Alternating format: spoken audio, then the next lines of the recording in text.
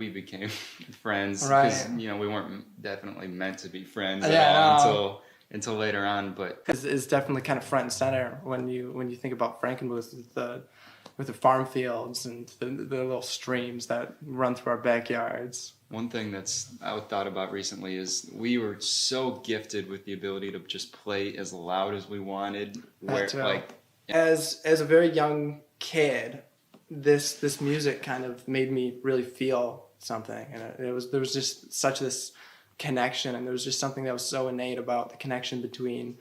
I have this distinct memory of when I was probably 5 or 6 years old, and I wandered down in the basement and always liked to explore things and asked my mom, and she's like, "Yeah, that's mine from the '70s. Like I haven't probably touched it since. It might not even be in one piece anymore." But we opened it up, and then I held it and was like, "I want to play guitar," and that was my introduction to music. She kind of signed me up for lessons and took lessons for a couple of years, and there was something there. There was some sort of magic to learning how to play an instrument, but it wasn't as organic as it could have been. Magic happens, and then all of a sudden, like the idea of playing or electric guitar, and Right, plot twist. Right. And we actually headed out on tour before we were graduated from high school. We saw some very interesting things. And I think our parents kind of letting us the best for young kids, but I remember some days where we would just get right out of school and drive straight down an hour and a half to Detroit, and then we'd just spend nights, like spend all weekends. Messing with people's personal things, but Yeah. I think that it all worked out very, very kind of perfectly. Yeah. I mean, I highly doubt any artist goes into the studio with all thumbs up and Yeah, smiles I'm the ready to entire go. time. It looked so great and huge, and then we're on Bob Seger's stage right now, and that was really cool. It was an enlightening experience because we were fortunate that it was in our hometown, one of our. Yeah, so it was incredible, and we came in, and he was sitting there at his piano smoking a cigarette, playing "Let It Be," and then he kind of really cool. like fumbled a note or something, and just started laughing, and that was that. And because we were just watching, and our sound check was next, and he kind of like stopped the song, he kind of like looked around, he's like, "Hey, are you guys a Greta Van Fleet?" And we were like, "Yeah, hi." And moving he's like, back further. he's like, "Yeah, we'll be off the stage real soon." And we're like, There's someone that,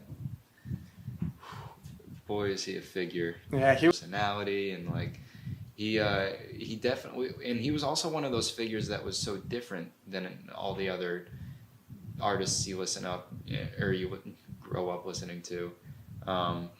He was one that really intrigued me always. There are bands like later in life we really started, Sam and I at least, we really started digging into his music. Like there was so much, and right around that same time, like it was when we received the call and the invite to perform at his AIDS Foundation benefit, and perceived notions and the big juxtapositions of what we actually do. Mm-hmm. And this is one of those moments that work exactly like you would expect, and exactly what you would think, even with all the stereotypes of rock and roll, and all the tall tales.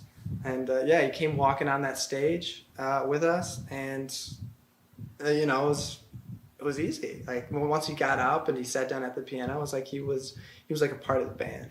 it was Pinball, yeah, Metallica pinball posters everywhere. A lot of our friends were listening to that music, so it was a different level of our careers, honestly. like an honor. It is an honor. Yeah, my favorite thing about Highway Tune is because it's garnered so much attention. It's kind of really cool to say that our largest song at the time had no chorus. Yeah. Which is kind of unconventional. Break the rules. Break the rules. Which is it's literally the first song we ever wrote. Our first baby. Yeah, first baby. And we had a few recordings of it actually before. Approaches, all sorts of things. Yeah, and kind of taking that perspective, we recorded that whole EP for Black Smoke Rising EP. Yeah. And yeah, I mean, that was, it felt really, really great just to have music out there, like on, an official Apple Music, Spotify, whatever platform. Because Jake kind of brought in that initial kind of open tuning, crazy tuning riff. And we kind of started just working on it. We were working on Anthem of the Peaceful Army, Detroit, after recording in Nashville.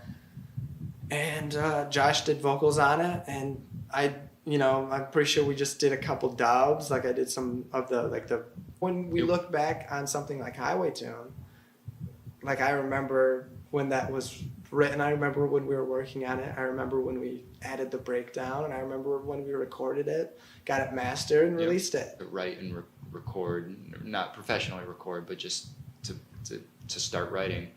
And we got out in nature. We found a cabin at the top of a hill. We had you've probably heard this story. It was a haunted